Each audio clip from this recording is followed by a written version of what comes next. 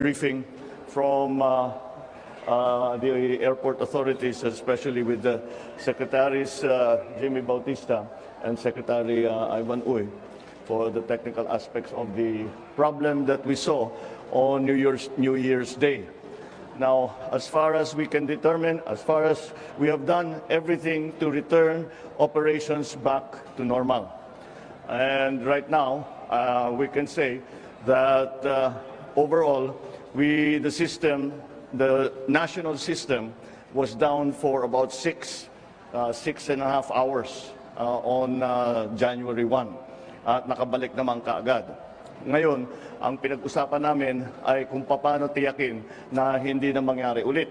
At merong mga pieces of equipment na mukhang may nagka-problema, kaya nagkaganto, kaya naputulan ng kuryente, kaya nag-down yung buong system. So I think for now, we'll be all right. But we are planning already on the future redundancies for the system. So kung meron mangyari ulit na ganito, meron tayong kaagad na kapalit. Hindi na tayo aabot ng 6 na oras. Siguro mahaba na yung ilang minuto lang. Well, UPS is an uninterrupted power supply. So for more or less, dapat uninterrupted talaga. It's extremely important, especially during Christmas season. At alam naman natin, napakarami ng mga Pinoy na lumilipad mula sa abroad at pumupunta sa kanilang mga probinsya. So now we are back to normal operations. But there is a lot of work that we need to do dahil sari-sari ang problema. There are technical problems that we need to attend to. There are contractual problems that we also need to attend to. So all of these things we will have to attend to immediately. Ang sinabi ko lang kay Sec. Jimmy is to make sure that we fast-track all of whatever negotiations we have with the equipment suppliers who can help us with the upgrades, both for the software and the hardware of our equipment. And beyond that is to have a proper backup system so that if the whole system fails, like it did on January 1, we have a complete system ready to go. Yun lamang, that might take a little time, but that is something that we will try to fast-track as quickly as possible. I can say that considering how big the problem was, I think that the airport authorities, our cabinet secretaries, and all those who were involved in returning the system back have done a reasonably good job. At 6 hours is rather a short time considering how much needed to be done to get the system back up into working condition. So that's how it is. There is going to be more on this in the future. As I said, we started by talking about the technical problems that happened in January 1. Then I asked them to brief me on what exactly is the situation now. And the situation now is that we are back to normal operations. And then, of course, what do we need to do in the long term to make sure that this doesn't happen again? Certainly, especially not at the high traffic season like happened to us in January 1. So that is the essence of what we did here today. Thank you, sir. We have a follow-up question from Ms. Maricela Lili of TV5. Hi, sir. Magandang hapon po. Good afternoon. Sir, what do you want to tell to the public and especially the foreign tourists who were affected by the cancellation and delayed flights last New Year? Well, of course, it is pinapakain natin, meron silang pupuntahan, hindi naman sila basta't pinabayaan na lang at we left them to their own devices, but we tried to support them in every way. We were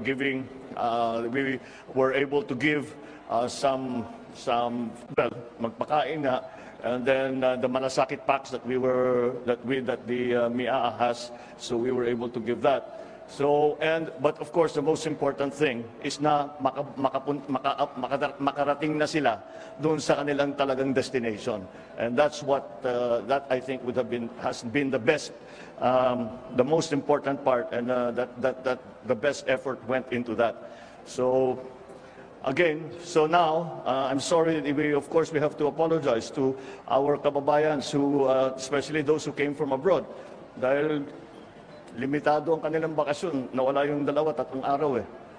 Alam naman natin, very yung kaya kami humihingi ng inyong paumanhin. At ngunit gagawin namin ang lahat na hindi na maulit ito. Salamat, sir. Thank you, sir. The next question will come from Mark Fetalco of PTV4. Good afternoon po, sir. Good afternoon. Ano po yung directive natin sa Department of Health and Bureau of Quarantine following po yung report ng Omicron XBB 1.5 subvariant sa ibang bansa? And gaano po kahanda ang Pilipinas sakali po muli na naman po tumaas yung kaso ng COVID-19 sa bansa? Well, ganun pa rin. We are still in the same status. At mukha naman, kagaya ng mga bagong variant ng mga pumapasok dito, na mga dumadating, binabantayan natin ang husto. Like before, I've always looked at the hospitals and the occupancy rate.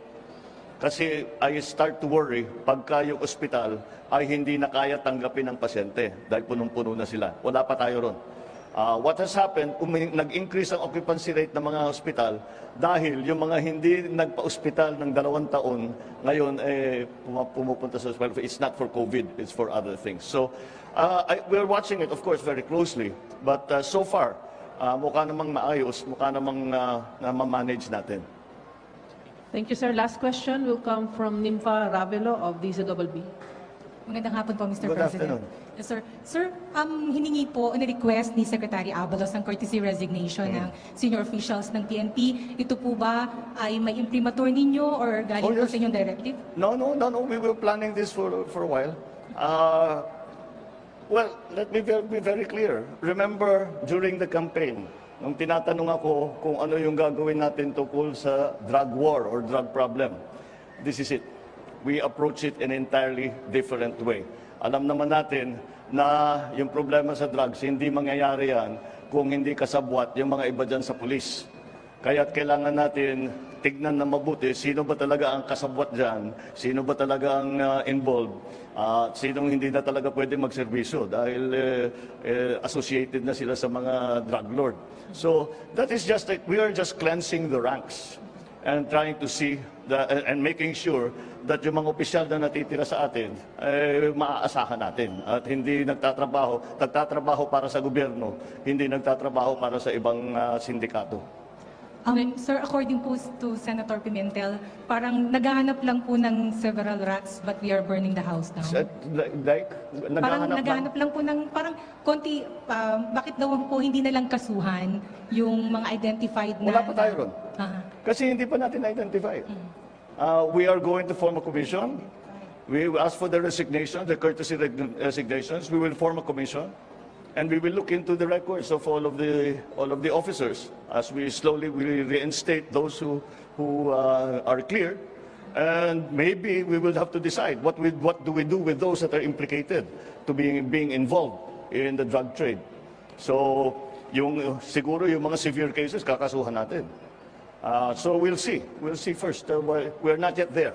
We're not yet there because the senator is a top-notcher lawyer. He understands. We have to build the case. And yung haka-haka lang, chismis lang, ito involved dyan, dinaanan na natin yan walang nangyari. So tiyakin natin kung magkakaso tayo, ipapanalo talaga natin at makukulong talaga kung sino man ang mga na patunayan na kasabwat dito sa drug trade. Thank you, sir. Thank you. All right, thank you.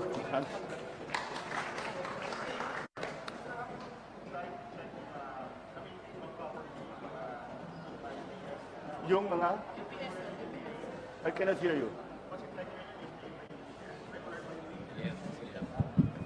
Yes, okay. It's there's a hindi ang naging problema is not in the UPS, it was in another unit. It was a circuit breaker na somehow hindi niya naibaba yung voltahe na pumapasok na kuryente.